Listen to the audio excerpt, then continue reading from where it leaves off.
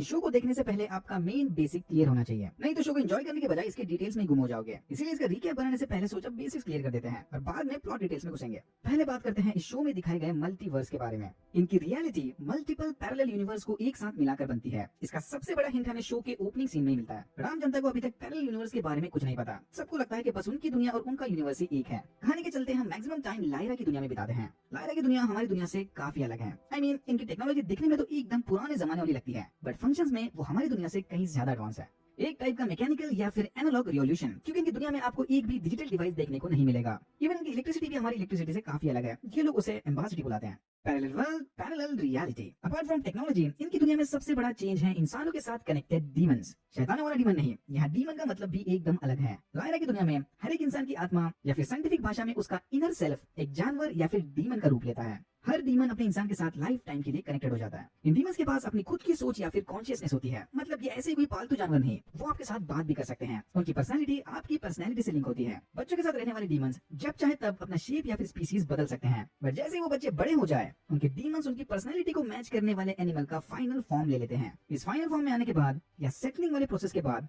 Demons अपना रूप नहीं बदल सकते। सुनने में बड़ा कूल लग रहा है ना? वह उतना ही प्रॉब्लमेटिक भी है। हर एक इंसान और उसके डीमन को हमेशा एक दूसरे के करीब होना पड़ता है। अगर उससे उसके डीमन को अलग किया जाए तो दोनों को जान का खतरा भी हो सकता है। अगर आपके डीमंस को चोट पहुंचाई जाए तो उसका दर्द आपको भी होगा। इसीलिए लायरा की दुनिया में कुछ लोग डीमंस को अपना बेस्ट पार्टनर समझते हैं, तो वहीं कुछ लोग उसे अपनी कमजोरी मानते हैं। बट इस दुनिया में डीमंस सिर्फ इंसानों के पास नहीं होते, बल्कि विचेस या फिर जादूगरियों के पास भी अपने डीमंस हैं। यस, इस शो में विचेस भी हैं। रुको जरा, सब्र करो, और भी बहुत कुछ आना है। सारे के सारे विचेस जवान और निहायत ही खूबसूरत फीमेल्स हैं, जो हजारों साल जिंदा रहने के बाद भी कभी बूढ़े नहीं होते। विचेस में एक और चीज कॉमन है, इनके डीमंस हमेशा बर्ड या फिर परिंदे ही होते हैं। अब क्योंकि बर्ड्स हमेशा आपके साथ नहीं रह सकते, इसीलिए विचेस के डीमंस ने उनकी बॉडी से दूर रहना सीख लिया था। इसीलिए विचेस के डीमंस उनसे जितना चाहे उतना दूर उड़ के जा सकते हैं। ये यूजुअली अपने डीमंस को दुश्मन पर नजर रखने या दोस्तों तक खबर पहुंचाने के लिए यूज करते हैं। बाय द वे, अपने डीमंस के साथ साथ ये खुद भी उड़ सकते हैं और भी बहुत पावर्स हैं इनमें। फास्ट स्पीड, टेलीपैथी, फ्यूचर में झांकना और खुद को दूसरों की नजर में इनविजिबल बनाना वगैरह। इनके बाद दूसरी सबसे इंपॉर्टेंट प्रजाति है आर्मर्ड बेयर्स, कवच पहने भालू। आर्मर्ड बेयर्स दिखने में तो आम पोलर बेयर्स की तरह ही हैं, बट डीमंस की तरह ही इनके पास भी अपनी खुद की कॉन्शियसनेस और स्पीकिंग एबिलिटीज हैं। ये बेयर्स निहायत ही टैलेंटेड लोहार हैं, ह्यूमन से कहीं ज्यादा स्किल्ड। जिस तरह ह्यूमंस और विचेस के बीच डीमंस का इंपॉर्टेंस है, उसी तरह इन आर्मर्ड बेयर्स के बीच उनका आर्मर या फिर कवच इंपॉर्टेंट है। वो अपने आर्मर को अपनी आत्मा की तरह मानते हैं। ये अपनी लोहार वाली स्किल्स की मदद से खुद अपना आर्मर बनाते हैं और उनका आर्मर स्काई आयन नामी एक बहुत ही रेयर और मजबूत धातु से बनता है। अच्छे लोहार होने के साथ साथ आर्मर्ड बेयर्स अच्छे लड़ाकू भी हैं। Usually armoured bears Arctic region में अपनी अलग सोसाइटी बनाकर रहते हैं, बट अगर उन्हें कुछ गलत काम कर दिया तो उनका राजा उन्हें सोसाइटी से बाहर निकाल देगा। सोसाइटी से तड़ीपार होना किसी भी आर्मर्ड बेयर के लिए सबसे शर्मनाक बात है। लायरा की दुनिया में ऐसे बहुत सारे स्पीशीज और रेसेस मौजूद हैं। विचेस के साथ साथ एंजल्स भी हैं भाई, बट अभी ज्यादा डीप में नहीं जाते। जैसे जैसे शो में उनका इंट्रोडक्शन होगा उस वक्त उनके बारे में डिटेल में बात करेंगे। फिलहाल तो बस मेन एलिमेंट्स पर ही ध्यान देंगे। चलिए अब बात करते हैं गोल्डन कंपास या फिर एलिथियोमीटर के बारे में। देखने में ये तो एक आम कंपास की तरह ही दिखता है, बट इसमें दो एडिशनल पॉइंटर्स और लोकेशन साइंस की जगह सिंबल्स बने हैं। अगर आप एलिथियोमीटर को ठीक से पढ़ना सीख जाएं, तो इसकी मदद से किसी भी सवाल का जवाब ढूंढ सकते हो या फिर सच का पता भी लगा सकते हो। सिंपल भाषा में ये एक analogue search engine on steroids है। इसके 3 पॉइंटर्स की मदद से अपना सवाल इंटर करना, फिर ये कंपास 4th पॉइंटर और सिंबल्स की मदद से आपको जवाब दे देगा। बट इसे यूज करना और पढ़ना इतना आसान नहीं, इसके लिए बहुत स्टडी और ट्रेनिंग लगती है। बट लायरा इसे बिना किसी ट्रेनिंग के बावजूद भी हाथ में उठाते ही पढ़ना सीख जाती है, विच मींस इसका और भी कुछ डीप सुपरनैचुरल कनेक्शन है। सुपरनैचुरल मतलब डस्ट के साथ कनेक्शन। डस्ट इस डार्क मटेरियल की स्टोरी का बहुत ही इंपॉर्टेंट पार्ट है। वाह, धूल के ऊपर किताबें छाप दी। Not exactly. डस्ट ऐसे स्पेशल पार्टिकल्स हैं जो अपने आप को मैच्योर्ड कॉन्शियसनेस के साथ अटैच करते हैं। सिंपल भाषा में लायरा की दुनिया में हर एक एडल्ट ह्यूमन की बॉडी के आसपास डस्ट पार्टिकल्स अट्रैक्ट होते हैं। इन डस्ट पार्टिकल्स को स्पेशल फोटो लेने वाली मेथड्स के थ्रू देखा जा सकता है। अब क्योंकि डस्ट पार्टिकल्स सिर्फ एडल्ट ह्यूमन से अट्रैक्ट होते हैं, बच्चों से नहीं, इसकी मदद से आपको ह्यूमंस और डीमंस के बीच का कनेक्शन भी पता चल सकता है। एलिथियोमीटर में लगा वो 4th पॉइंटर डस्ट की मदद से ही काम करता है। सो टेक्निकली ह्यूमंस के साथ डस्ट कम्युनिकेट कर सकती है एंड वाइस वर्सा। लायरा की दुनिया में डस्ट की खोज बोरिस रूसेको ने की थी, इसीलिए इसे यहाँ रूसेको पार्टिकल्स के नाम से भी बुलाया जाता है। सो डस्ट का कनेक्शन कॉन्शियस के साथ है, इसीलिए इनकी दुनिया के चर्च डस्ट को बुरा मानते हैं और इसका कनेक्शन सीधा एडम ईव और उनके एप्पल खाने वाले इंसिडेंट के साथ करते हैं। बाइबल के अनुसार ह्यूमंस का किया सबसे पहला और ओरिजिनल सिन या फिर ओरिजिनल गुनाह, उन्हें लगता है कि उसके पीछे डस्ट और ह्यूमंस कॉन्शियसनेस का कोई हाथ था। तो इस हिसाब से लायरा की दुनिया वाली चर्च भी क्रिश्चियनिटी को प्रैक्टिस करते हैं, और क्योंकि वो डस्ट के अपोज में है, इसीलिए वो डस्ट की खोज करने वाले रिसर्चर्स और साइंटिस्ट के भी पूरी तरह से खिलाफ में है। और इसीलिए इनकी स्टोरी में द होली चर्च या मैजिस्टेरियम बहुत ही बड़ा रोल प्ले करता है। तब से मैं लायरा की दुनिया बोले जा रहा हूँ, बट ये लायरा है कौन? लायरा अल्टरनेट वर्ल्ड में रहने वाली एक आम बच्ची थी, बट उसके बचपन में ही एरिथोमीटर को बिना किसी ट्रेनिंग के पढ़ने वाली एबिलिटी ने उसे खतरनाक एडवेंचर्स पर भेज दिया। विचेस की गई भविष्यवाणी के हिसाब से सारे मल्टीवर्स की तकदीर अब लायरा के हाथों में है। कैसे, क्यों, कब, वो नहीं पता, बट देख के लग रहा है उसका कनेक्शन भी द ओरिजिनल सिन और टेम्पटेशन के साथ होने वाला है, इसलिए इसकी स्टोरी में चर्च भी इन्वॉल्व है। माना कि मैक्सिमम टाइम हम लायरा की दुनिया में बिताने वाले हैं, बट ये कहानी सिर्फ लायरा की दुनिया की नहीं बल्कि सारे मल्टीवर्स से कनेक्टेड है। इसी मल्टीवर्स में हमारी दुनिया को रिप्रेजेंट करते हैं विलियम पेरी। विल की दुनिया बिल्कुल हमारी दुनिया जैसी है, तो उसके बारे में ज्यादा बात करने की कोई खास जरूरत नहीं। बस इतना समझ लो कि सारी मल्टीवर्स का फ्यूचर अब इन दोनों बच्चों के भरोसे है। सीजन 1 की शुरुआत अल्टरनेट वर्ल्ड में लायरा बेलाक्वा से होती है। लायरा को उसके अंकल यानी लॉर्ड एजरियल ने बचपन में ही ऑक्सफोर्ड में मौजूद जॉर्डन कॉलेज के हवाले कर दिया था, ताकि वो यहाँ के स्कॉलर्स के साथ पढ़ लिख कर बड़ी हो सके। लायरा यहाँ पर अपने डीमन पैन और बेस्ट फ्रेंड रॉजर के साथ रहती है। एजरियल ने अपनी सारी जिंदगी डस्ट और मल्टीवर्स की खोज में लगा दी, इसलिए इसके बाद बच्चे संभालने का टाइम नहीं। लायरा को भी अपने अंकल की तरह ही एक्सप्लोरर बनना है। एजरियल अपने रिसर्च के जरिए डस्ट की फोटो लेने में कामयाब होता है और फिर अपनी इस खोज के बारे में जॉर्डन के स्कॉलर्स को बताने ऑक्सफोर्ड आता है। जैसे ही लायरा को खबर मिलती है कि लॉर्ड एजरियल जॉर्डन के स्कॉलर्स को डस्ट पर लेक्चर देने वाले हैं, वो चुपके से इनकी बातें सुनने का प्लान बनाती है। पर तभी लायरा जॉर्डन कॉलेज के मास्टर को एजरियल के ड्रिंक में जहर मिलाते देख लेती है। कहा था ना ये लोग डस्ट की न्यूज को बाहर आने नहीं देंगे, बट समय रहते लायरा एजरियल को वो जहरीली ड्रिंक पीने से रोक लेती है और उसे मास्टर की करतूतों के बारे में बताती है। एजरियल लायरा को अपने मास्टर पर नजर रखने के लिए कहता है और इससे पहले कि इसका लेक्चर शुरू हो वो उसे पास वाले कंटेनर में छुपा देता है। अपने प्रेजेंटेशन के दौरान एजरियल सारे स्कॉलर्स को डस्ट से रिलेटेड 2 बड़े सबूत दिखाता है। पहला कि डस्ट अरोरा या फिर नॉर्दर्न लाइट्स के जरिए इनकी दुनिया में एंटर करती है और ये सिर्फ और सिर्फ अडल्ट ह्यूमन से ही अट्रैक्ट होती है, बच्चों से नहीं। दूसरी फोटो होती है आसमान में बसे शहर की। एजरियल का मानना है कि ये पैरेलल वर्ल्ड की झलक है। एक्चुअल में किसी ने आसमान में शहर नहीं बसाया। ये सब देखकर सारे स्कॉलर्स और मास्टर पगला जाते हैं। मास्टर फटाफट डैमेज कंट्रोल करने सबको वहां से जाने के लिए कहता है, पर तभी एजरियल इनके सामने स्टेनिस्लस ग्रूमन का बर्फ में जकड़ा हुआ सर रख देता है। ये इन्हीं के कॉलेज का स्कॉलर हुआ करता था। एजरियल को लगता है कि शायद ग्रूमन ने मल्टीवर्स की खोज कर ली थी और इसीलिए मैजिस्टेरियन ने इसका मुंह बंद करने इसे मरवा दिया। अपनी बात पूरी करने के बाद एजरियल इन सबसे फंडिंग की डिमांड करता है ताकि ये डस्ट के बारे में और रिसर्च कर सके। दूसरी तरफ जिप्शियन कबीले के लोग टोनी कोस्टा की डीमन सेटलिंग सेरेमनी मना रहे थे कि तभी अचानक टोनी कोस्टा का भाई बिली कोस्टा किडनैप हो जाता है। ये किडनैपर के पास फॉक्स डीमन था। बिली के गायब होते ही उसकी मदर माकोस्टा और उसका भाई उसे ढूंढने की बहुत कोशिश करते हैं, बट इनके हाथ कुछ नहीं आता। जॉर्डन में मास्टर और उसका साथी चार्ल्स बैठकर लायरा के फ्यूचर के बारे में डिस्कस करते हैं। अपैरेंटली एलिथोमीटर ने बता दिया कि लायरा जल्द ही एक इंपॉर्टेंट जर्नी पर जाएगी और इसी के चलते वो किसी का भरोसा भी तोड़ेगी। एलिथोमीटर और भविष्यवाणी वाली आधी अधूरी बातें मुझे जरा भी पसंद नहीं। अरे जो है वो साफ साफ बोलो ना, काहे ओवर ड्रामेटिक होना है। अगली सुबह रॉजर्स लायरा को बिली कोस्टा के किडनैपिंग के बारे में बताता है। रॉजर को लगता है कि इस किडनैपिंग के पीछे गॉबलर्स का हाथ होगा, मैजिस्टेरियम द्वारा बनाया गया एक सीक्रेट ग्रुप। बट लायरा का मानना है कि गॉबलर्स वगैरह कुछ रियल नहीं, सब मन घड़त कहानियों का हिस्सा है। जिप्सियंस को भी अब लगने लगा है कि शायद बिली को वाकई में गॉबलर्स उठा के ले गए। इनके ग्रुप के 2 इंपॉर्टेंट मेंबर है वेस्टर्न किंग जॉनफा और उनका एडवाइजर फेडर कोरम। बस नाम याद रहे इसलिए बता रहा हूँ। मैजिस्टेरियम में फादर मैकफेल उनके लिए काम करने वाले लॉर्ड बोरियल को एजरियल और मल्टीवर्स रिलेटेड सारी बातों पर नजर रखने के लिए कहते हैं।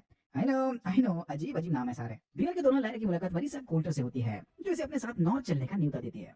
लायरा को शुरू से ही एडवेंचर्स पर जाने का बड़ा शौक था, इसलिए वो फौरन मिसेस कोल्टर का ऑफर एक्सेप्ट कर लेती है, सिर्फ एक शर्त के साथ, इनके साथ रॉजर भी आएगा। थोड़ा समझा बुझाने के बाद मिसेस कोल्टर ये शर्त भी मान लेती है, पर तभी रॉजर्स को फॉक्स डीमन वाला आदमी किडनैप कर लेता है। अगली सुबह लायरा जाकर ये खबर मास्टर को देती है कि वो जॉर्डन को छोड़कर मिसेस कोल्टर के साथ नॉर्थ जाने वाली है। मास्टर को इस बात से कोई प्रॉब्लम नहीं है, बट लायरा को अपने साथ एलिथोमीटर लेके जाने को कहता है। इनकी दुनिया में ऐसे बस 6 ही एलिथोमीटर हैं और उनमें से एक अब लायरा की जिम्मेदारी होगी। लायरा समझ जाती है कि रॉजर को भी शायद गॉबलर उठा ले गया। मिसेस कोल्टर इससे वादा करती है कि लंदन पहुंचते ही ये लोग रॉजर की तलाशी शुरू कर देंगे। फिर हम देखते हैं कि जिप्सियंस भी इनके साथ ही पीछे पीछे नॉर्थ के लिए निकले हैं। देख के लग रहा है कि शायद रॉजर के किडनैपर भी उसे वहीं लेकर जा रहे हैं। Everything is connected. Lord boreal Oxford जाकर जॉर्डन के मास्टर से मिलते हैं। ये यहाँ पर ग्रूमन का कटा हुआ सर देखने आए थे, बट मास्टर उसे इसकी परमिशन नहीं देते। यहाँ से निकलकर लॉर्ड बोरियल एक पोर्टल के थ्रू अल्टरनेट वर्ल्ड में जाते हैं। वो दुनिया बिल्कुल हमारी दुनिया जैसी दिखती है। लॉर्ड बोरियल ग्रूमन की तलाश करने यहाँ पर थॉमस नामे एक बंदे को हायर करते हैं। ये ग्रूमन का कनेक्शन शायद दोनों वर्ल्ड्स के साथ है। लंदन पहुंचते ही लायरा समझ जाती है कि मिसेस कोल्टर मैजिस्टेरियम के साथ मिलकर काम कर रही है। लायरा चुपके से मिसेस कोल्टर और फादर मैकफेल की बातें सुन रही थी, तभी कोल्टर इसे पकड़ लेती है और फादर मैकफेल के वहां से जाने के बाद इसके डीमन को दबोचकर उसे पनिशमेंट देती है।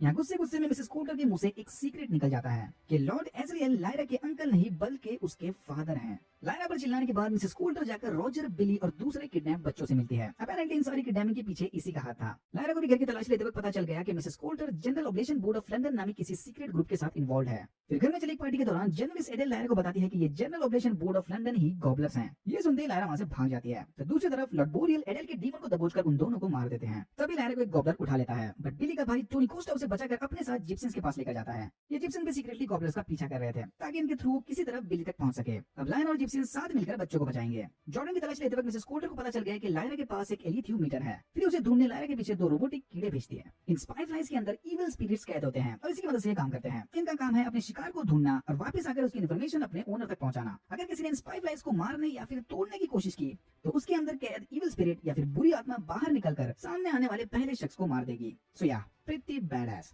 लॉर्ड बोरी को पता चल गया कि अल्टरनेट वर्ल्ड में ग्रूमन का नाम जॉन पेरी है। 13 साल पहले कर्नल जॉन पेरी अचानक गायब हो गए। फिलहाल इसके घर में उसका बेटा और मेंटली इल बीवी रहते हैं। यस, बेटा मतलब विलियम पेरी। मतलब ग्रूमन एक्चुअल में इस दुनिया का निवासी है। वो लायरा की दुनिया से यहाँ नहीं आया था बल्कि इस दुनिया से किसी तरह ट्रैवल करके लायरा की दुनिया में पहुंच गया था। लायरा ऑलरेडी अपने पापा का सच जानकर परेशान थी कि तभी उसके ऊपर एक और बम फूटता है। मकोस्टे से बताती है कि मिसेस कोल्टर लायरा की मम्मी है। एजरियल और कोल्टर का अफेयर चला था जिसके बाद लायरा पैदा हो गई। फिर कोल्टर के हस्बैंड और एजरियल के बीच चले कॉन्फ्लिक्ट में हस्बैंड एजरियल के हाथों मारा गया। इसीलिए एजरियल ने लायरा को जॉर्डन के हवाले कर दिया था। अरे रे रे बेचारी लायरा। लायरा से मिली इन्फॉर्मेशन के मुताबिक टोनी और उसका दोस्त बेंजामिन मिसेस कोल्टर के घर तलाशी लेने जाते हैं। यहाँ कोल्टर के स्टडी रूम में इन्हें सारे किडनैप बच्चों के नाम मिलते हैं इंक्लूडिंग बिली कोस्टा। पर तभी वहाँ पर मिसेस कोल्टर आ जाती है। टोनी तो बच के निकल गया बट बेंजामिन नहीं बच पाता। मिसेस कोल्टर से अपने सच को छुपाने बेंजामिन अपनी खुद की कुर्बानी देता है। दूसरी तरफ जिप्सियंस के कैंप में लायरा समझ गई कि वो बिना किसी ट्रेनिंग के एलिथ्योमीटर को पढ़ सकती है।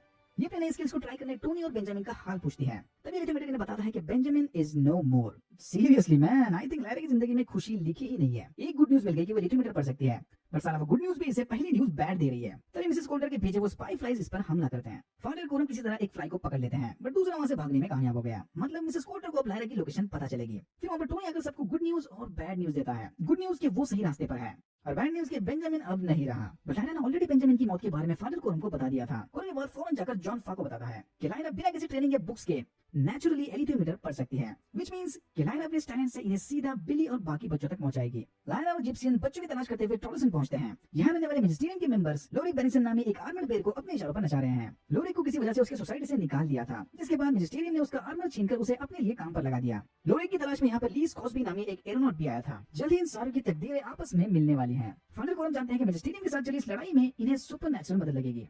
इसीलिए वो अपनी एक्स गर्लफ्रेंड जो कि विच है उसे कांटेक्ट करके मदद मांगते हैं। सेरेफिना पेकाला यहाँ खुद नहीं आती बट अपना डीमन भेजकर इनसे वादा करती है कि वो इस लड़ाई में जिप्सियंस के साथ है। इस लड़ाई में लोरिक भी इनके बहुत काम आएगा बट जिप्सियंस का मानना है कि लोरिक जैसा तड़ी पर बैर भरोसे के लायक नहीं है। बट लायरा को लोरिक पर पूरा भरोसा है। लायरा एलिथ्योमीटर की मदद से लोरिक को उसके आर्मर की लोकेशन बताती है और बदले में लोरिक इनका साथ देने के लिए तैयार होता है। जल्द ही लीज कॉस्बी भी इनकी टीम को ज्वाइन करता है बट दोस्ती खाते में नहीं, पैसे के बदले। करंट सिचुएशंस के चलते हुए मैजिस्टेरियन कोल्टर को गॉब्लिन्स की लीडरशिप से हटाने की प्लानिंग करते हैं बट तभी कोल्टर ने बताती है कि लॉर्ड एजरियल इसके कब्जे में है। I mean technically Lord Asriel armoured bears के कब्जे में है। बेयर के राजा लोफर रैकिंसन ने इसके कहने पर एजरियल को कैद कर लिया। अगर मैजिस्टेरियन कोल्टर को सारी अथॉरिटी देते हैं तो वो बदले में एजरियल को इनके हवाले कर देगी। बदले में से एक और चीज चाहिए। ये मैजिस्टेरियन के एलिथ्योमीटर रीडर से एक सवाल पूछना चाहती है। सवाल बड़ा सीधा है, हु इज लायरा बलाक्वा? मैडम जी को बच्ची में इंटरेस्ट आने लग गया। ये रीडर के बड़े बुरे दिन चले हैं क्योंकि लॉर्ड बोरियल भी इसे अपना सवाल पूछने के लिए ब्लैकमेल करते हैं। लॉर्ड बोरियल को एलिथ्योमीटर से वो सब जानना है जो ग्रूमन को अपनी रिसर्च के जरिए पता चला था। यहाँ से निकलकर कोल्टर सीधा जाकर लोफर से मिलती है। अगर लोफर कोल्टर के साथ काम करने के लिए तैयार होता है तो वो बदले में उसे बैप्टिज्म के जरिए मैजिस्टेरियन का ऑफिशियल मेंबर बना देगी। तो भालू साहब को इंसान बनने का शौक है। बच्चों की तलाश में नॉर्थ जाते वक्त लायरा को उसका एलिथ्योमीटर पास वाले फिशिंग विलेज जाने को कहता है। अपेरेंटली लायरा को वहां पर कोई घोस्ट मिलेगा। पहले तो जिप्सियन से किसी भी साइड क्वेस्ट पर जाने की परमिशन नहीं देते बट फाइनली लायरा लोरिक के साथ वहां चली जाती है। उधर अल्टरनेट वर्ल्ड में लॉर्ड बोरियल और उसका पार्टनर कॉन्स्टेंटली पेरिस के घर पर नजर रखे हुए हैं। विल की मम्मी भाप लेती है कि कोई इनका पीछा कर रहा है और इन पर कॉन्स्टेंटली अपनी नजर लगाए बैठा है बट विल को लगता है कि शायद इसे फिर से दिमाग का दौरा पड़ गया। लॉर्ड बोरियल को पूरा यकीन है कि ये जॉन पेरी एक ग्रूमन सीक्रेटली दोनों दुनिया में जिंदगी जी रहा था। उसे मल्टीवर्स के बारे में जो भी पता चला होगा उसके सबूत इसके घर में मिल सकते हैं। वेल, बोरियल का शक बिल्कुल सही है। जॉन ने अपनी बीवी एलेन को बहुत सारे लेटर्स लिखे थे, उसमें कोई क्लू मिल सकता है। एलेन उन लेटर्स के बारे में अपने बेटे विल को बताती है। फादर कोरम फाइनली अपनी एक्स यानी सेरेफिना पेकाला से मिलते हैं। कहा था कि विचेस हमेशा जवान रहते हैं। विल ये लोग यहाँ पर आगे आने वाली बड़ी जंग के बारे में बात कर रहे थे। बात अब बस कुछ किडनैप बच्चों की नहीं रही। सेरेफिना से बताती है कि जिस एजरियल को ये लोग पागल समझ रहे थे वो बिल्कुल सही रास्ते पर है। Multiverse is real. लायरा एलिथ्योमीटर की मदद से बिली कोस्टा को ढूंढ लेती है। यही है वो घोस्ट क्योंकि किसी ने बिली से उसके डीमन को अलग कर दिया था, इसीलिए एलिथ्योमीटर इसे घोस्ट समझ रहा था। लायरा फौरन बिली को लेकर उसके माँ के पास जाती है बट जिप्सियंस के पास पहुंचते ही बिली अपना दम तोड़ देता है। उसी रात कुछ गॉब्लर्स लायरा को पकड़कर उनके सीक्रेट स्टेशन यानी बुलवांगर लेकर जाते हैं। यहाँ पहुंचते लायरा ने अपना नाम लिजी बताती है। गॉब्लर्स किडनैप किए सारे बच्चों को आखिर यहीं पर लेकर आते हैं। बिली यहीं पर था और रॉजर्स भी यहीं है। फिर लायरा और रॉजर्स साथ मिलकर ये पता लगाते हैं कि गॉब्लर्स यहाँ पर सीक्रेटली एक मशीन के जरिए बच्चों से उनके डीमंस अलग कर रहे हैं।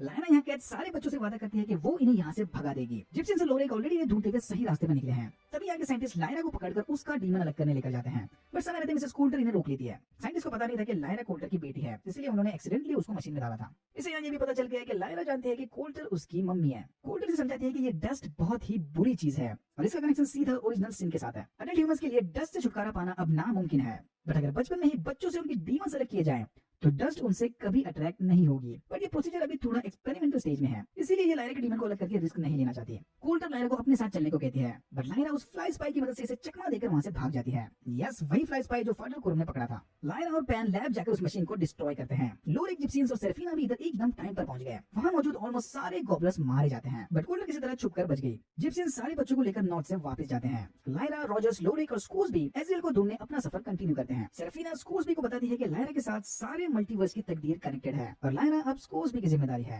ना चाहते हुए भी ये जिम्मेदारी तो उठानी ही पड़ेगी। आधी रात को आसमान में इन पर क्लिफ घास नामी उड़ने वाले जानवरों का हमला होता है। हमले में लायरा इनके हॉट एयर बलून से नीचे गिर गई। डोंट वरी, लायरा को कुछ नहीं हुआ, बट फिर इसे आर्मर्ड बेयर्स पकड़कर अपने साथ राजा के पास लेकर जाते हैं। लायरा लोफर को बताती है कि वो लोरिक की आर्टिफिशियल डीमन है जिसे गॉबलर्स ने बनाया था। लायरा चुपके से एलिटीमीटर को यूज करके इस बात का झूठा सबूत भी देती है। फिर लायरा इसे पट्टी पड़ाती है कि अगर लोफर ने वन ऑन वन लड़ाई में लोरिक को हरा दिया तो लायरा लोफर की डीमन बन जाएगी। लोफर बड़ी आसानी से इसके झांसे में आता है और लोरिक के साथ वन ऑन वन लड़ाई में हार जाता है। लोरिक लोफर को मारकर खुद को वहां का नया राजा घोषित करता है। यहाँ किंग लोरिक लायरा ब्लैकवा को नया नाम भी देता है, लायरा सिल्वर टंग। फिर रॉजर के साथ मिलकर लायरा और लोरिक एज़रियल को ढूंढने उसकी लैब जाते हैं। जैसे ही मिसेस कोल्टर और मैजिस्टेरियम को पता चलता है कि लोफर मर गया, वो अपनी आर्मी लेकर एज़रियल को मारने निकल पड़ते हैं। आई मीन सारी आर्मी एक बंदे को मारने नहीं, आर्मी रास्ते में आने वाले आर्मर्ड बेयर्स के लिए है। फिर हम देखते हैं कि क्रैश में स्कूसबी भी जिंदा बच गया। सेरेफिना से मिलकर खुशखबरी देती है कि लोरिक राजा बन गया और लायरा भी बिल्कुल ठीक है, पर लायरा को अब भी स्कूसबी की मदद की जरूरत पड़ेगी। लायरा और रॉजर फाइनली एज़रियल से मिलते हैं, जो उसे यहाँ देखकर बिल्कुल खुश नहीं। सरप्राइजिंगली रॉजर को देखते ही एज़रियल का सारा गुस्सा ठंडा होता है।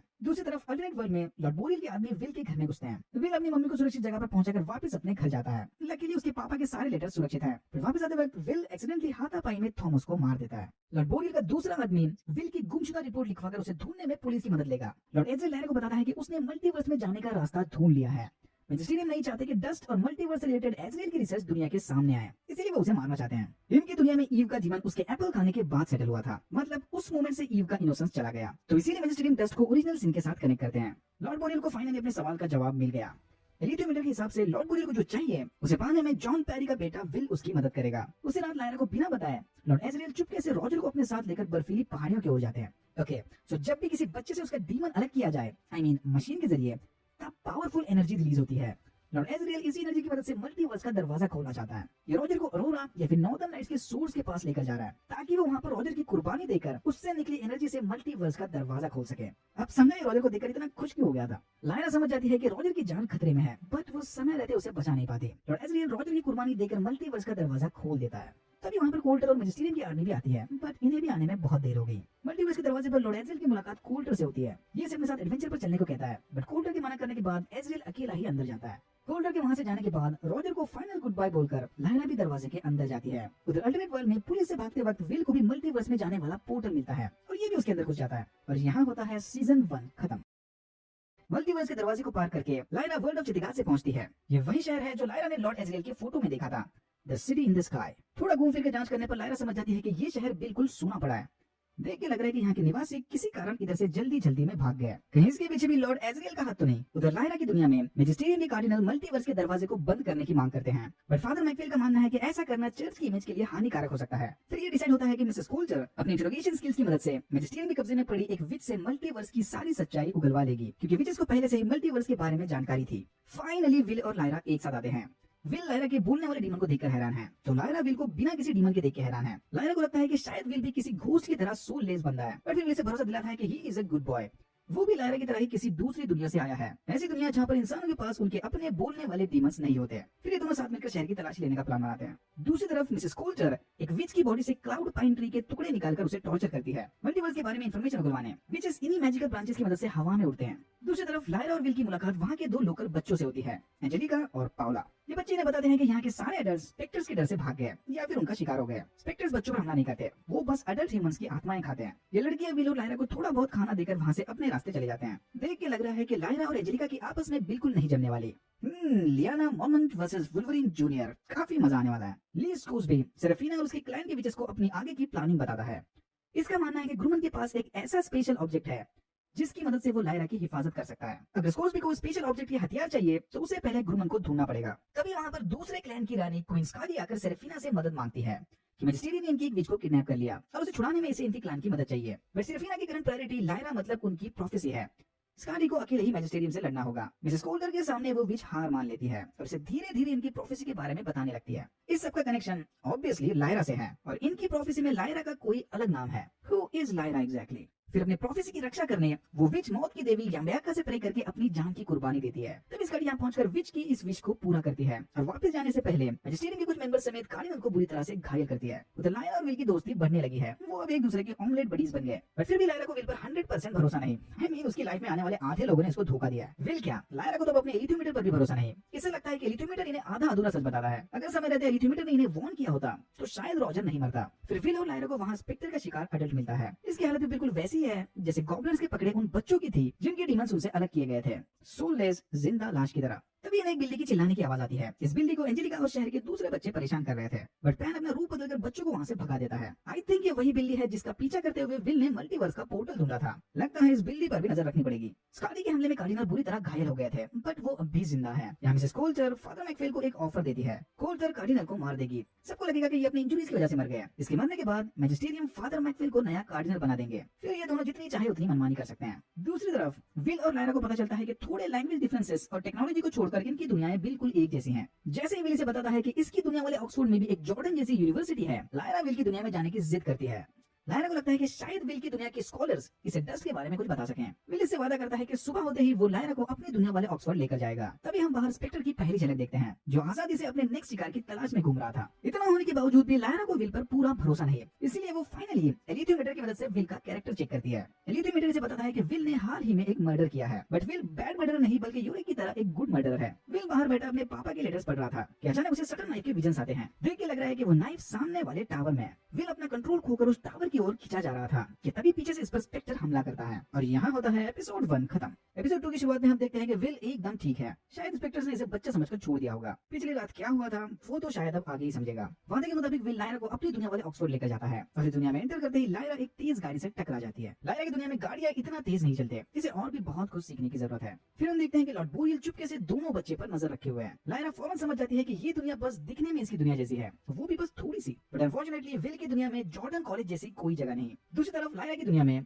कार्डिनल स्टुरो की मौत के बाद फादर मैकफिल मैजिस्टेरियम का नया एक्टिंग कार्डिनल बनता है। सबको लगता है कि स्टुरो की मौत वाकई में क्वीन स्काली की वजह से हुई थी। फ्यूनरल के दौरान मैकफिल सबसे वादा करता है कि इसकी कीमत सारे विचेस को चुकानी पड़ेगी। दूसरी तरफ विल लायरा की मरहम पट्टी करके उसे स्मार्टफोन पर ज्ञान देता है, बट लायरा के मुताबिक उसका एलिथ्योमीटर विल के स्मार्टफोन से कहीं ज्यादा कूल है। तभी लायरा से बोलती है कि एलिथ्योमीटर ने इसे बताया कि विल एक गुड काइंड ऑफ मर्डरर है। लायरा के मुंह से मर्डर वर्ड सुनते ही विल बहुत गुस्सा होता है। फिर विल लायरा को वहीं छोड़कर अपनी मम्मी का हाल देखने जाता है। प्लान के मुताबिक ये दोनों फिर से शाम 5 बजे बोटानिक गार्डन्स की लोकेशन पर मिलेंगे।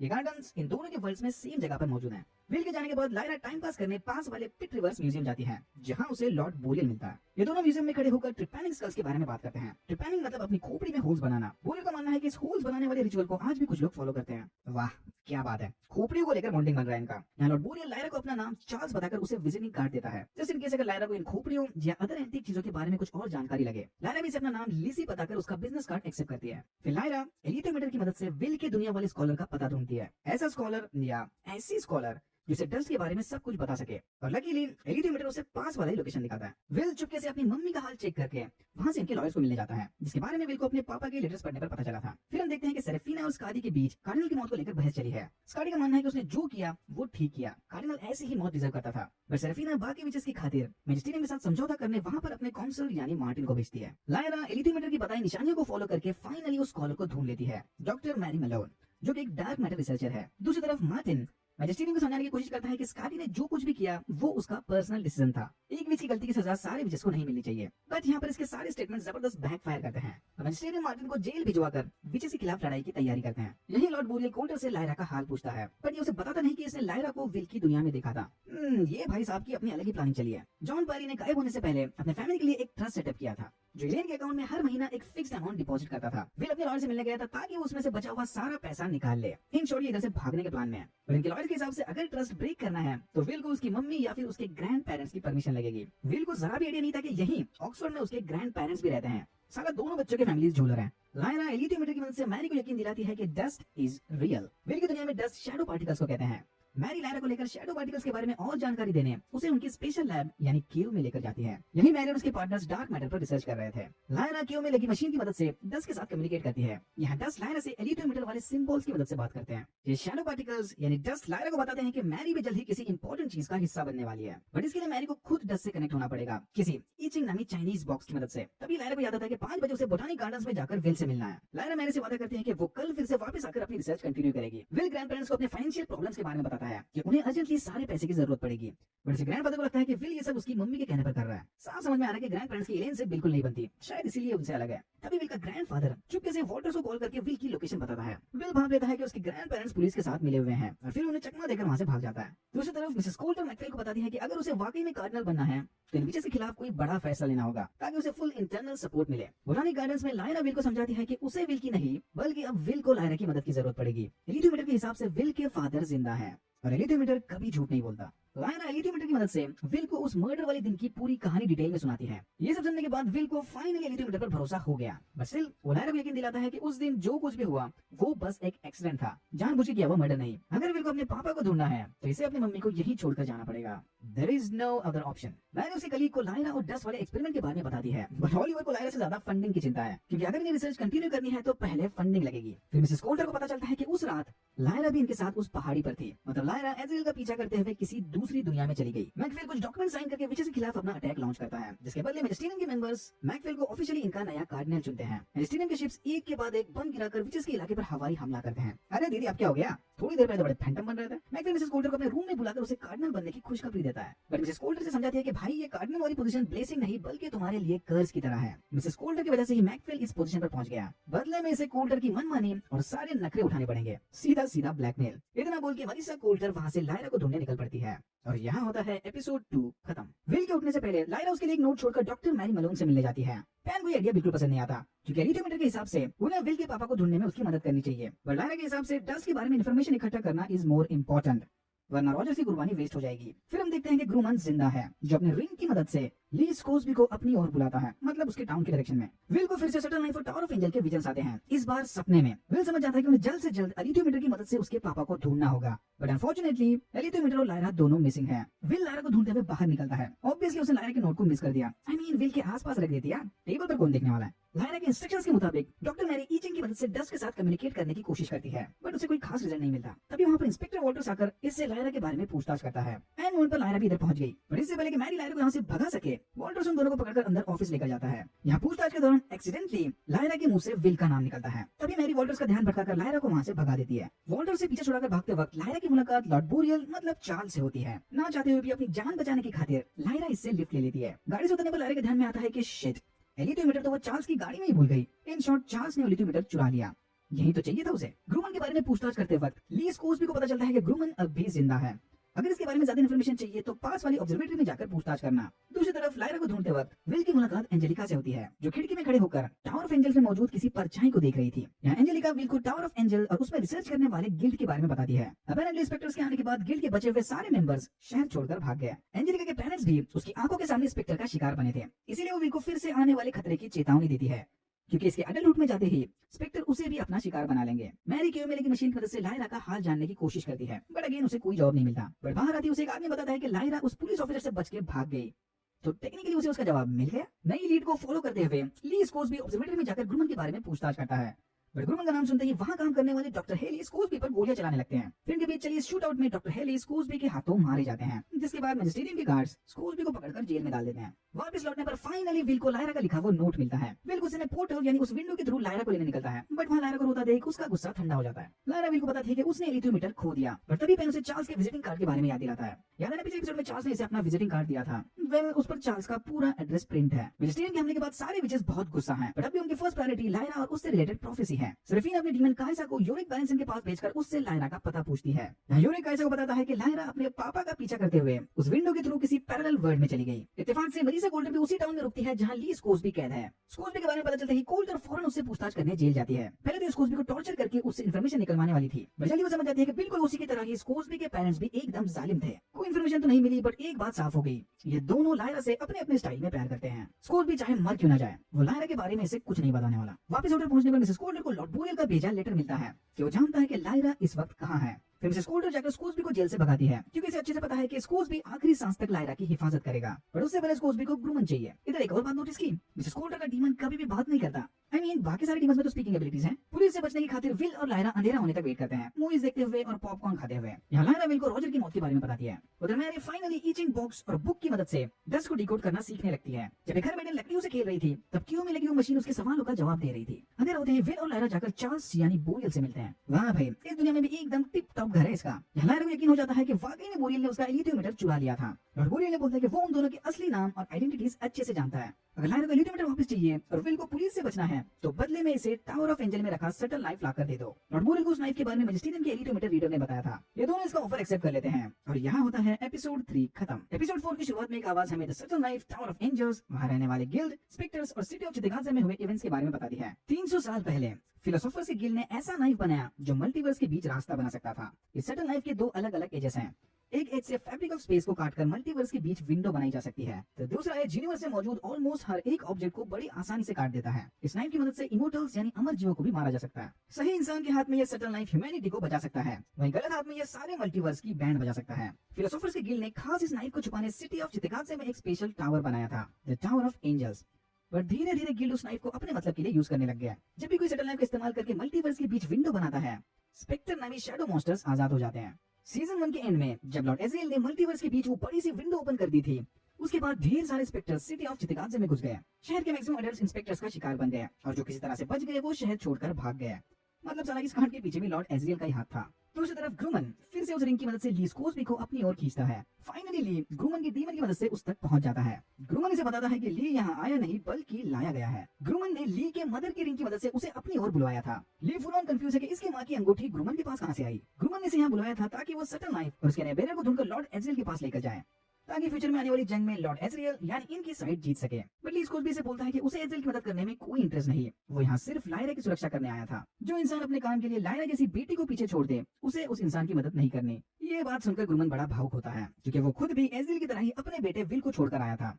फिर इन दोनों के बीच एक डील होती है। अगर सटल नाइफ और उसके बेरर के मिलने के बाद ये लायरा को अपने प्रोटेक्शन में ले लेगा तो ली इसके मिशन में एजरियल की मदद करने के लिए तैयार है। ग्रूमन इस ऑफर को फौरन एक्सेप्ट कर लेता है, पर साथ ही साथ उसे वार्निंग भी देता है कि चांसेस है कि ये सटल नाइफ को ढूंढने वाला सफर और सटल नाइफ का नया बेरर लायरा को और ज्यादा खतरों में डाल दे। उधर लायरा और विल किसी तरह टावर ऑफ एंजल में घुसकर सटल नाइफ के पुराने बेरर को ढूंढ लेते हैं। यहाँ के एक लोकल लड़के ने इस पुराने बेरर को बांधकर उससे उसका नाइफ छीन लिया था। इससे पहले कि ये लोग पैराडीसी के हाथ पैर खोल दे, वहाँ पर वो लड़का आकर इन पर हमला कर देता है। फिर विल और चोलियो के बीच सटल नाइफ को लेकर लड़ाई होती है, जिसमें चोलियो विल की 2 उंगलियां काट देता है। विल किसी तरह अपनी बॉक्सिंग स्किल की मदद से चोलियो से नाइफ छीनकर उसे वहाँ से भगा देता है, पर फिर अपनी कटी हुई उंगलियों को देखकर विल बेहोश हो जाता है। होश आने पर पैराडीसी विल को बताता है कि द सटल नाइफ ने अब विल को अपना नया बेरर चुन लिया है। अपैरेंटली इस नाइफ का ऑफिशियल हकदार बनने से पहले इसके बेरर को अपनी 2 उंगलियां गंवानी पड़ती हैं। फिर पैराडीसी विल को उसे यूज करने की ट्रेनिंग देता है। थोड़ा ट्रायल एंड एरर और पैन से मिले मोरल सपोर्ट के बाद विल सक्सेसफुली सटल नाइफ की मदद से एक विंडो कट करता है। कांग्रेचुलेशंस। बट फिर पैराडीसी से सटल नाइफ को यूज करने के 4 इंपॉर्टेंट रूल्स बताता है। पहला, हमेशा ध्यान रखना कि तुम बनाई हुई विंडो को फिर से क्लोज कर रहे हो ताकि और कोई इस विंडो की मदद से इधर उधर ट्रैवल ना कर सके। दूसरा, तुम्हारे सिवा किसी और को ये नाइफ यूज करने मत देना। तीसरा, कभी भी सटल नाइफ को बिना वजह अपने मतलब के लिए यूज मत करना।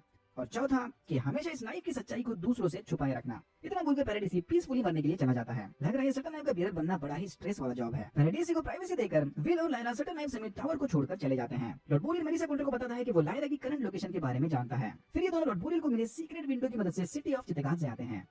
उसी वक्त चुलियो स्पेक्टर का शिकार बनता है। फिर विल और लायरा डिसाइड करते हैं कि वो लॉर्ड बोरियल से एलिथियोमीटर चुरा लेंगे क्योंकि ऑब्वियसली अब वो सटल नाइफ जैसा पावरफुल हथियार उसके हवाले नहीं कर सकते। उधर ली स्कोर्सबी और ग्रूमन साथ मिलकर अपने नए एडवेंचर पर निकलते हैं, जहां ग्रूमन अपने एयर बेंडिंग एबिलिटीज की मदद से ली के बलून को बूस्टेड स्पीड देता है। मिसेस कोल्टर को मिलने से पहले लॉर्ड बोरियल ने विल की दुनिया में जाकर मैरी और उसके पार्टनर को डिफेंस फंडिंग ऑफर की थी ताकि ये दोनों मिलकर अपनी शैडो पार्टिकल यानी डस्ट की रिसर्च को कंटिन्यू कर सके।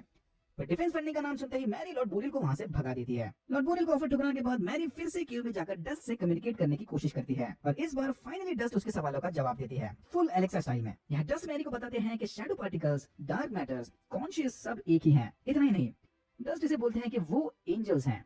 हाँ, सही सुना, एंजल्स। सीजन 1 वाले रिकैप में कहा था ना, इसमें आगे एंजल्स भी आएंगे। ह्यूमंस आज तक डार्क मैटर की पहले को सुलझा नहीं पाए थे। अब क्योंकि मैरी जान चुकी है कि ये डार्क मैटर और स्पिरिट सब एक ही हैं, मतलब एंजल्स ने जानबूझकर अपना सीक्रेट इंसानों से छुपाए रखा और उन्हें तरक्की करने से रोक लिया। बस क्यों? ह्यूमन से इनकी क्या दुश्मनी? वेल, क्योंकि अपेरेंटली इन्हें ह्यूमन से बदला लेना है।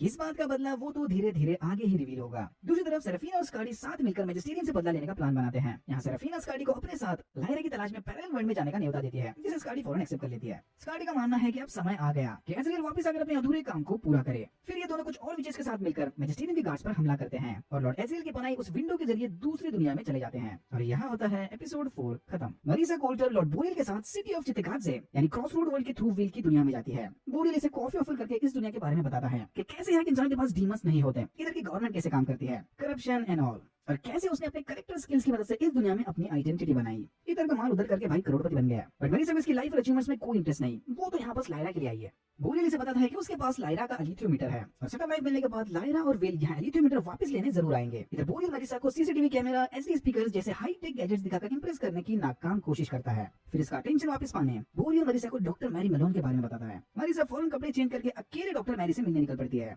अकेले मतलब वो इवन अपने डीमन को तो साथ नहीं ले जाती। लॉर्ड बोरियल इधर ये देखकर हैरान है कि विचेस की तरह ही मरीसा कोल्टर भी अपने डीमन से अलग हो सकती है।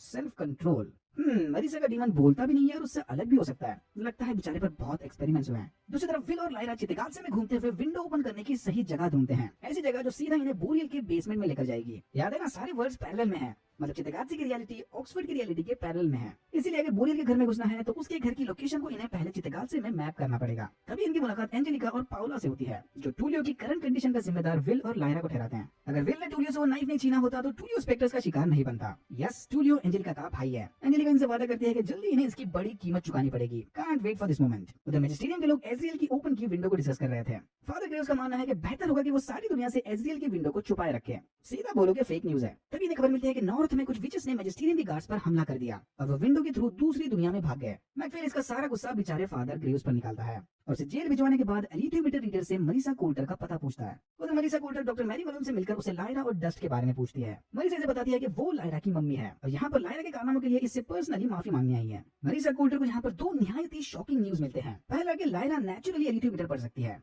और दूसरा कि इस दुनिया के वुमेन्स अगर चाहें तो खुद भी स्कॉलर्स या डॉक्टर्स बन सकते हैं। क्योंकि मरीसा की दुनिया पूरी तरह से मेल डोमिनेंट है। वुमन चाहे कितनी भी होशियार क्यों न हो, अगर उसे तरक्की करनी है तो किसी मर्द का सहारा लगेगा।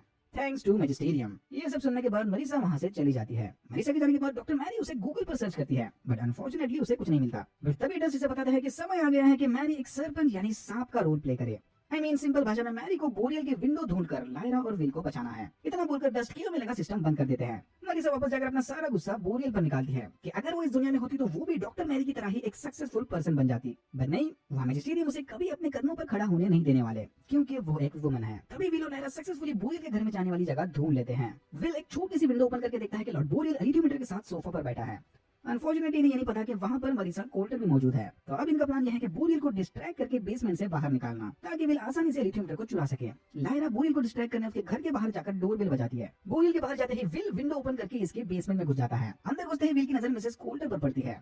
इससे पहले कि विल चुपके से वो एलिथियोमीटर चुरा ले, मरीसा का डीमन एलिथियोमीटर छीन लेता है। नीचे चले हंगामे को सुनकर लायरा और बोरियल भागते हुए बेसमेंट में आते हैं। यहाँ लायरा अपनी मम्मी को देखकर एकदम शॉक है। मिसेस कोल्टर से एलिथियोमीटर वापस लेने लायरा उसके डीमन पर अटैक करती है। दूसरी तरफ बोरियल विल को उसके मम्मी के नाम से ब्लैकमेल करके सेटल लाइफ लेने की कोशिश करता है। विल गुस्से में बोरियल के कलेक्टिबल आइटम्स उसके सर पर फोड़ देता है और एलिथियोमीटर उठाकर लायरा के साथ वहां से भाग जाता है। वापस चित्तगात्जे लौटने पर लायरा विल से वादा करती है कि अब चाहे कुछ भी हो जाए वो विल के फादर को ढूंढ कर ही रहेंगे। फिर बोरियल मरीसा को बताता है कि चित्तगात्जे में जाकर लायरा को ढूंढना इतना आसान नहीं। वहाँ पर स्पेक्टर्स जैसे शैडो मॉन्स्टर्स हैं जो बस अडल्ट्स पर हमला करते हैं। पर मरीसा का मानना है कि अगर इन्होंने स्पेक्टर्स के बारे में सब कुछ जान लिया तो उन पर काबू किया जा सकता है। दूसरी तरफ मैरी बाइबल खोलकर सरपंच के बारे में पढ़ना शुरू करती है। वो एडम ईव एंड एप्पल वाला सरपंच। मैरी ने अपना मन बना लिया। फिर अपने बहन को बताती है कि वो कुछ दिनों के लिए ऑक्सफोर्ड छोड़कर बाहर जा रही है। जल्द से मिली इन्फॉर्मेशन के मुताबिक मैरी बोरियल के विंडो तक पहुंच जाती है, जिसके बाहर एक गार्ड बैठा उसकी रक्षा कर रहा था। मैरी चार्ल्स का नाम लेकर गार्ड को डराने की कोशिश करती है। लकीली उसका तुक्का लग जाता है और गार्ड इसे मरीसा कोल्टर समझकर अंदर जाने देता है। डॉक्टर मैरी मलोन उस विंडो को क्रॉस करके सिटी ऑफ चित्तगात्जे आती है और यहाँ होता है एपिसोड 5 खत्म। चित्तगात्जे पहुंचकर विचेस आसमान में एंजल्स को देखते हैं। उन्हें लगता है कि शायद ये एंजल्स आने वाली लड़ाई में लॉर्ड एज़राइल का साथ देने जा रहे हैं, इसलिए स्कार्डी उनके पीछे जाती है। दूसरी तरफ मैजिस्टेरियम का एलिथियोमीटर रीडर कार्डिनल मैकफेल को बताता है कि मिसेस कोल्टर लायरा की तलाश में गई है और लायरा प्रोफेसी में बहुत ही इंपॉर्टेंट रोल प्ले करेगी। इस प्रोफेसी में लायरा को स्पेशल नाम भी दिया गया है। इसके बारे में हम आगे बात करेंगे। लॉर्ड बोरियल और मिसेस कोल्टर लायरा की तलाश में चित्तगात से आते हैं। यहाँ मिसेस कोल्टर अपने अंदर की ह्यूमैनिटी को स्विच ऑफ करके स्पेक्टर्स को उसके काबू में करती है। मरीसा कोल्टर की विल पावर को देखकर लॉर्ड बोरियल काफी हैरान था कि तभी मिसेस कोल्टर लॉर्ड बोरियल को जहर देकर मार देती है। लॉर्ड बोरियल को इसे पहले ही लायरा के बारे में बता देना चाहिए था। बोरियल ने लायरा को सटन ऐप ढूंढने अपने मकसद के लिए यूज किया था और बाद में मरीसा को लायरा के बारे में बताया। मिसेस कोल्टर अब इस पर भरोसा नहीं कर सकती। यही चित्तगात में अपने भाई का बदला लेने एंजेलिका कुछ बच्चों को जमा करके विल और लायरा पर हमला करती है, पर तभी वहाँ पर सेरेफिना आकर इन्हें बचा लेती है। विल के हाथ का जख्म अब धीरे धीरे और ज्यादा इन्फेक्टेड होने लगता है। सेरेफिना और बाकी के विचेस वहाँ मौजूद जड़ी बूटी को यूज करके विल का इलाज करने की कोशिश करते हैं, बट अगर जल्दी ठीक होना है तो इन्हें अपनी दुनिया वाले पावरफुल जड़ी बूटी की जरूरत पड़ेगी। लायरा के लाख बनाने के बावजूद भी विल को इन विचेस पर जरा भी भरोसा नहीं। तभी इन पर स्पेक्टर्स का हमला होता है। हमें स्पेक्टर एक विच को अपना शिकार बनाने ही वाला था कि तभी विल सटन की मदद से उन्हें वहाँ से भगा देता है। तो अडल्ट ह्यूमंस के साथ साथ अडल्ट विचेस भी स्पेक्टर्स का शिकार बन सकते हैं। एंजेलिका और पाउला चुपके से डॉक्टर मैरी को शहर में भटकते हुए देखते हैं। आई थिंक अभी तक स्पेक्टर्स का शिकार नहीं बनी क्योंकि सीक्रेटली एंजल्स इसकी रक्षा कर रहे हैं। मैरी को ऑलरेडी पता था कि पाउला और एंजेलिका चुपके से इस पर नजर रखे हुए हैं। फिर ये दोनों बच्चे मैरी को चित्तगात में हुए हादसे के बारे में बताकर उसे इनकी देखभाल करने को कहते हैं। मैरी इन अकेले बच्चों का हाल देखकर बहुत भावुक होती है। ये दोनों से लायरा के बारे में भी बताते हैं कि इन्होंने उसे मारने की कोशिश की थी, बट तभी एक विच ने आकर उसे बचा लिया। लीज कोस्बी और जॉन पेरी भी एजरियल की विंडो को यूज करके चित्तगात से आ गए हैं। इनके पीछे मैजिस्टेरियन ने अपने कुछ एयर शिप्स भी भेजे थे। जॉन पेरी अपने पावर्स की मदद से 2 शिप्स को गिरा देता है, बट तभी आखिरी शिप में बैठा स्नाइपर बलून के गैस कैनिस्टर को निशाना बनाकर उन्हें क्रैश लैंड करवाता है। सेरेफिना चित्तगात पर नजर रखने एक विच को भेजती है। फिर मिसेस कोल्टर स्पेक्टर्स की मदद से उस विच को टॉर्चर करके उससे लायरा के बारे में इंफॉर्मेशन उगलवाती है। ये मिसेस कोल्टर को बताती है कि लायरा प्रोफेसी का बहुत इंपॉर्टेंट हिस्सा है और वो आने वाली लड़ाई में ईव का रोल प्ले करेगी। यस, अगेन वही एडम एंड ईव वाली ईव। ये सुनने के बाद मरीसा उस विच के डीमन को स्पेक्टर के हवाले कर देती है। बलून के क्रैश होने के बाद मैजिस्टेरियन के गार्ड्स कोस्बी और जॉन पेरी के पीछे पड़ जाते हैं। लीज कोस्बी जॉन को वहां से भगाकर अकेला सारे गार्ड से लड़ने लगता है। धीरे धीरे वो गार्ड्स कोस्बी पर भारी पड़ने लगते हैं। फिर क्लाउड पाइन ट्री के टुकड़े की मदद से सेरेफिना को पुकारता है। सेरेफिना उसकी पुकार सुन तो लेती है, पर उसके वहां पहुंचने से पहले ही लीज कोस्बी दम तोड़ देता है। स्कार्डी एजरियल को ढूंढते वक्त कुछ क्लिफ घास को आने वाले वॉर के बारे में बात करता सुन लेती है। इन क्लिफ घास का मानना है कि शायद उस लड़ाई में एजरियल अथॉरिटी को हरा दे, पर लड़ाई जीतने के लिए उसे सटल नाइफ की जरूरत पड़ेगी। तभी विल को सपने में उसके फादर को ढूंढने के इंस्ट्रक्शंस मिलते हैं। विल लायरा को वहीं सोते हुए छोड़कर अकेला अपने फादर की तलाश में निकलता है। स्पेक्टर का खतरा एक तरफ और दोपहर की नींद एक तरफ। लगता है ये सारे पुणेकर हैं। दोपहरची गोड्स होप। एनीवेज, विल पेरी फाइनली अपने पापा से मिलता है, पर इनकी खुशी ज्यादा देर तक नहीं टिकती। जैसे जॉन पेरी को पता चलता है कि उसका अपना बेटा विल ही नाइफ बेरर है, वो उसे समझाता है कि चाहे कुछ भी हो जाए विल को प्रोफेसी में अपना रोल निभाना ही पड़ेगा। तभी मैजिस्टेरियन का एक गार्ड जॉन पेरी को विल की आंखों के सामने मार देता है। मरने से पहले जॉन ने विल को बताया था कि लॉर्ड एजरियल को ढूंढने में एंजल्स इसकी मदद करेंगे। फिर विल अपने पापा का हुड पहनकर लायरा से मिलने जाता है। अनफॉर्चुनेटली विल के वापस आने से पहले ही मिसेस कोल्टर ने लायरा को किडनैप कर लिया। मैरी एंजेलिका और पाउला को सेफ लोकेशन पर छोड़कर अपने पर्सनल एडवेंचर पर निकलती है। एंड सीन में हम देखते हैं कि लॉर्ड एजरियल अथॉरिटी के साथ होने वाली लड़ाई में एंजल से मदद मांगता है। एंजल्स एजरियल से वादा करते हैं कि आने वाली लड़ाई में वो इसके साथ हैं। फिर पोस्ट क्रेडिट सीन में हम देखते हैं कि लायरा किसी दूसरे डायमेंशन में जाकर रॉजर से मिलती है और यहाँ होता है हिज डार्क मटेरियल सीजन 2 खत्म।